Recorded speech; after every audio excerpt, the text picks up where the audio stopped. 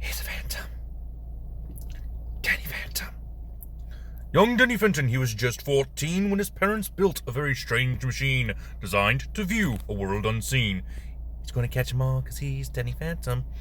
When it didn't quite work, his folks, they just quit. Then Danny took a look inside of it. There was a great big flash and things just changed. His molecules got all rearranged. Phantom, Phantom. His molecules got all rearranged. Want you to focus on that line, viewers. His molecules were rearranged. That is how Danny Fenton got his powers. He is not a warlock. So before I get another 100 comments in the comment section asking why I did not make Danny Fenton a warlock, that is why. I want to explain that right off the bat. According to the player's handbook, quote, a warlock is defined by a pact with an otherworldly being. There was an agreement. The warlock does things for the patron.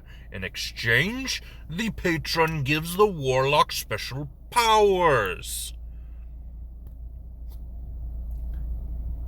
Danny made no such arrangement. He did not make a pact.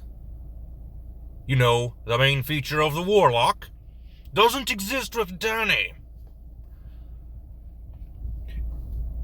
If you want a ghost warlock, I would recommend trying to make Dark Danny, who does have very similar abilities to a warlock, and even has a similar origin to a warlock. At least in my opinion. But good Danny, our Danny Fenton, that we see for the entirety of the series, is not a warlock. Do I make myself clear? I'm not going to repeat this again. Let's go ahead and get on with the build.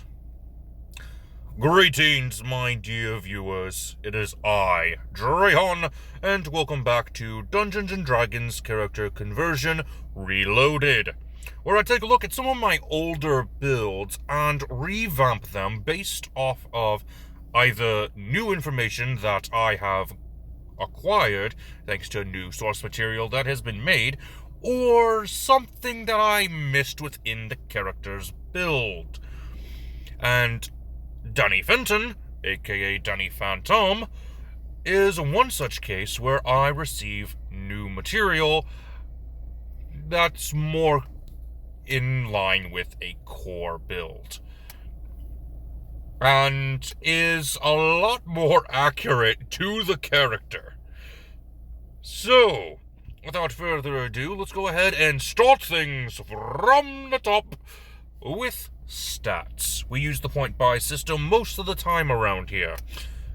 Strength will be our second highest score at a 14, Dexterity at a 13, Constitution, Intelligence, at Wisdom, each at a 10, and Charisma is going to be our highest score at a 15.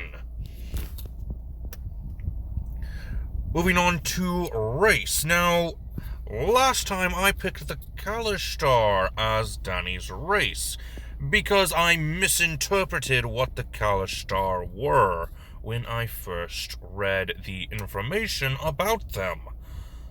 I was wrong. This build, I was originally going to go with a Reborn, or maybe even a Tiefling or Dampier, because they are more similar to how Danny is built. However, I found something within the files of Cobalt Press that actually helps us a little bit more with how Danny operates. Let me introduce to you the Shade. I've got to say, I really, really like this race. Cobalt Press did a really good job on how the Shades operate. And, in all honesty, I would not mind if a player of mine used this in a campaign. It would be so much fun with this character. Not only from a story aspect, but from a gameplay aspect. Shades, according to Cobalt Press, get a +1 to 2 different ability scores. Go ahead and increase your intelligence and your charisma each by 1 point. You get a speed of 30 feet, dark vision of 60 feet, ghostly flesh. This is an ability you acquire at 5th level, allowing you to take on a more spiritual form. You become translucent and gain a flying speed of 30 feet, and you are able to go through walls if you so desire. Another part of the theme song. You can walk through walls and fly. We'll get to the disappearing part at the very end of the video when we get to the spell list. And yes, I will explain a replacement for Eldritch Blast, because I know that is why a lot of you want to go Warlock with Danny Fenton. Anyway, Imperfect Undeath is another feature that we get with the Shade, and this actually matches very well with how Danny operates within the show. You are essentially human, at least as far as your living origins go. Whatever race you were in life, you are as a Shade. But with this Imperfect Undeath, you are also affected by the same things as an undead would be, such as the Turn Undead feature of a Cleric, or maybe something else like,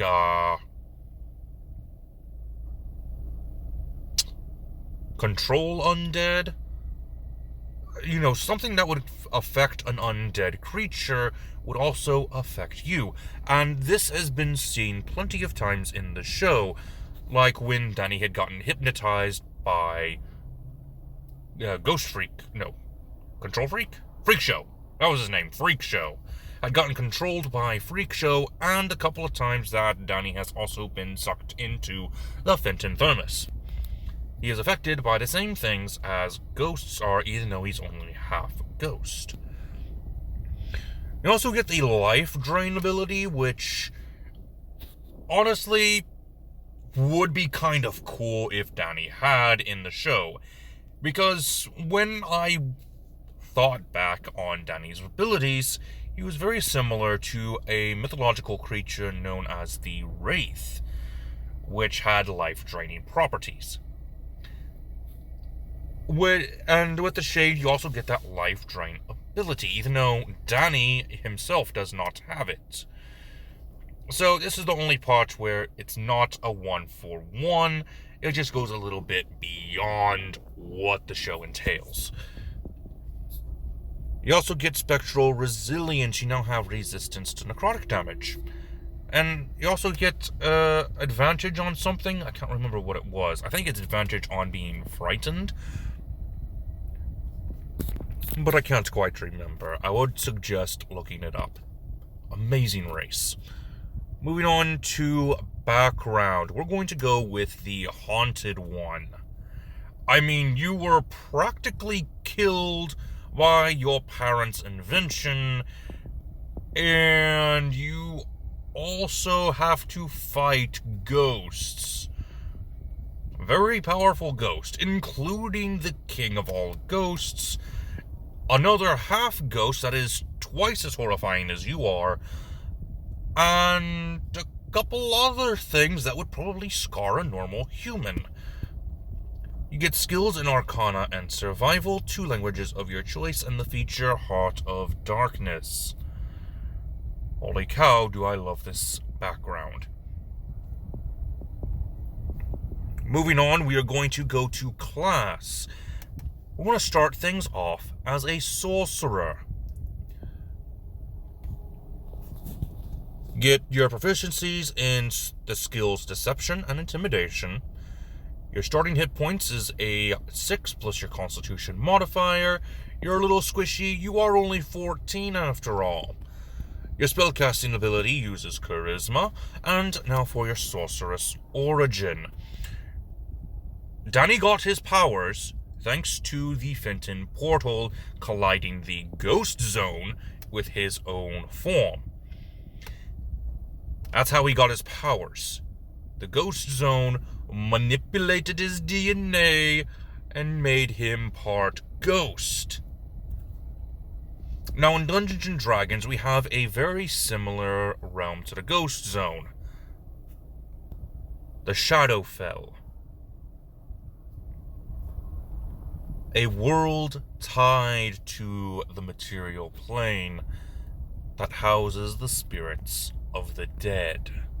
This is where we get our Sorceress Origin, Shadow Magic. Because Shadow Magic sorcerers get their powers from the Shadowfell. With the Sorceress Origin of Shadow Magic, you get Eyes of Darkness and Strength of the Grave. 2 very neat abilities that, honestly, are kind of powerful. With Eyes of Darkness, you get Dark Vision, which overlaps your Dark Vision as a shade, so it's not that important. What is important, though, is that you can use 2 of your sorcery points to be able to see in magical darkness, which is excellent in my opinion. And Strength from the Grave makes it to where you don't die as easily. So, yeah, that's why we're doing Shadow Magic. Moving on to Level 2 Sorcerer, we get Fount of Magic. Level 3 Sorcerers, we get some meta magic options. Let's go with Subtle Spell and Transmuted Spell. This way we can change our damage type for our spells that have elemental properties. Cold, fire, lightning, poison, acid. You know, all that. Just not necrotic or radiant, unfortunately.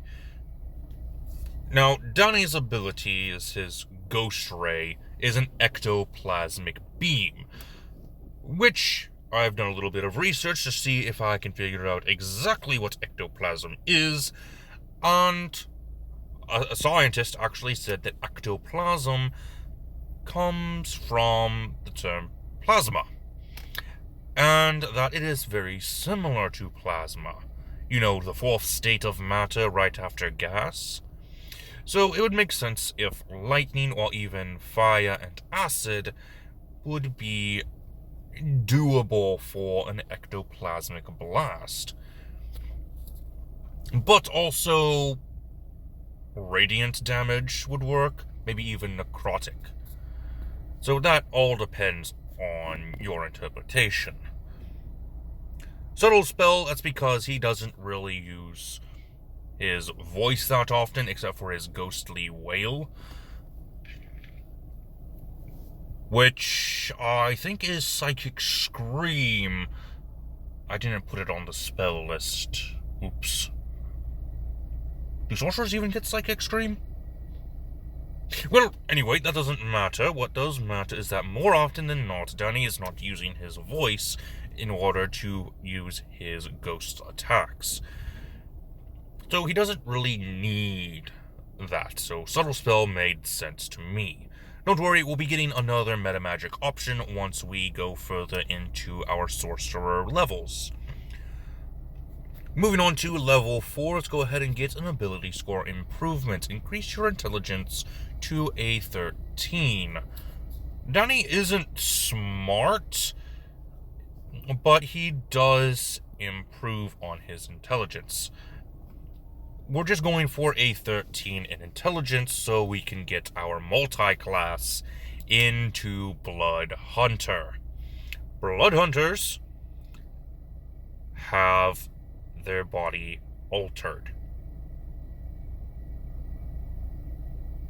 His molecules got all rearranged.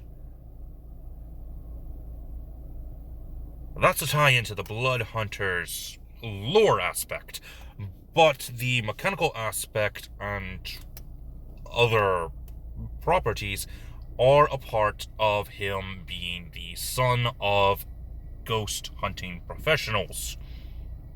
Professionals being a loose term for Jack and Maddie. Anyway, they are ghost hunters. Danny's a ghost hunter. Blood Hunter is the best bet. You get a D10 hit die, some extra hit points of 1d10, plus your constitution modifier per Blood Hunter level, some proficiencies in light armor, medium armor, shields, simple weapons, martial weapons, and alchemist supplies. You'll get Hunter's Bane. Your Hemocraft save DC is your proficiency bonus, your intelligence modifier, and 8 on top of that. So, awesome. You also get Blood Maledict, Blood Curse of Exposure. Seems to be the best bet since you are able to affect other ghosts with your ghost powers. Pretty neat. Level 2 Blood Hunter gets a fighting style and Crimson Right. Crimson Right is the extra damage we're able to deal with our weapon attacks. We're going to pick Rite of the Frozen, since one of his abilities is, well, cold breath. Makes sense to me. For the fighting style, we don't get that many options for fighting styles with the Blood Hunter, so I decided to go with the Great Weapon Master, since he does wield a sword in 1 or 2 episodes. And, of course, when he was under the control of Ghost Freak, he did wield a scythe. So, yeah. I guess that works. Great weapon fighting. Moving on to level 3 Blood Hunter, we get our subclass. And the Blood Hunter order that I think is the best bet for our Ghost Hunter is Order of the Ghost Slayer. You get Rite of the Dawn, so now you're able to deal extra radiant damage on your weapon attacks. And you also get Curse Specialist, allowing you to use your Blood Maledict an additional time. Moving on to level 4 Blood Hunter, go ahead and increase your dexterity and your intelligence each by 1 point. You have learned a lot with your time fighting ghosts and being in the ghost zone, so it makes sense that your intelligence has increased at least a little bit. Moving on to level 6 Sorcerer, we get Hound of Ill Omen. We're able to summon ourselves a Shadow Dog. This is mostly a reference to Cujo, even though he doesn't come back at all during the show. It's just a mild reference and an excuse to have this feature. If you wanted to, you could always go with Cobalt Press's Shadow Bloodline Sorcerer, which is very similar to Shadow Magic from the core rules, if you think that the Hound of Ill Omen is a little bit too much for you. Moving on to level 8 Sorcerer, we get an ability score improvement. Go with 2 more points into Charisma. They should be rather useful for improving your spellcasting ability. Level 10 Sorcerers get another meta magic option. Go with Quickened Spell. This way we can have 2 of our Ghost Blast go off roughly at the same time, within a 6-second period. Level 12 Sorcerers get an ability score improvement or a feat. Go with a feat. And we'll go with the Mage Slayer. You are fighting a lot of different ghosts who have very powerful abilities, some of them even requiring concentration. So it would make sense to be able to counter them. Level 14 Shadow Sorcerers get the ability Shadow Walk. This lets you go from one shadow to another shadow that you can see within range. essentially teleportation. Pretty useful. And finally, level 16 Sorcerers gets an ability score improvement. Let's just go ahead and increase our Constitution by 2. That way we can have some form of stability here at the very end of this build. But that is not the end of this video, as we now have to go over spells. And these are the spells that I recommend. Now, some of these spells seem a little bit odd, but remember that we did in fact take the metamagic option, Transmuted Spell. So if you don't like the elemental damage that these spells provide, you can always change them to fit your needs. I decided to go with the cantrips Acid Splash, Chill Touch, Fire Bolt, Mage Hand, Prestidigitation, and Ray of Frost. For first level, Feather Fall, Magic Missile, Shield, and Witch Bolt are the ones that I decided to pick. Magic Missile and Witch Bolt, as well as Fire Bolt, were the spells that I thought made the most sense for a Ectoplasmic Blast from Danny. For second level, Invisibility, there's our Disappear from the theme song, Mirror Image, since he did learn how to duplicate himself, and Misty Step, just in case we don't have any shadows nearby for our Shadow Walk ability. For third level, a Chardalon Stride. According to Butch Hartman, there were plans on having another power where he set himself on fire and flew around, a ghost fire form. I'm referencing that with a Chardalon Stride. I also decided to go with Fireball, because he did have a larger ectoplasmic blast at one point, so I thought that made perfect sense. Greater Invisibility? Greater Invisibility. Makes sense to have it. 5th level, Dominate Person. 6th level, Disintegrate. Some of his ectoplasmic blasts are able to destroy things, so it makes sense to have it. Firestorm at 7th level. Again, referencing that ghost fire form. And Sunburst. This is a supercharged ectoplasmic blast. And again, I would have probably put in Psychic Scream if I had remembered it was a spell, and if Sorcerers did in fact have it. Just so I can reference that ghost wail that Danny did eventually learn. Both he and Dark Danny alike. And with that, that is the end of this video. I do hope that you enjoyed this rebuild of Danny Fenton, and understand why I picked certain things over others. Of course, you do not have to take my advice point for point. You can make your own Danny Phantom however you decide. I am simply going with what is lore accurate with these builds. And with that being said, this has been Drayhan, and I am offline.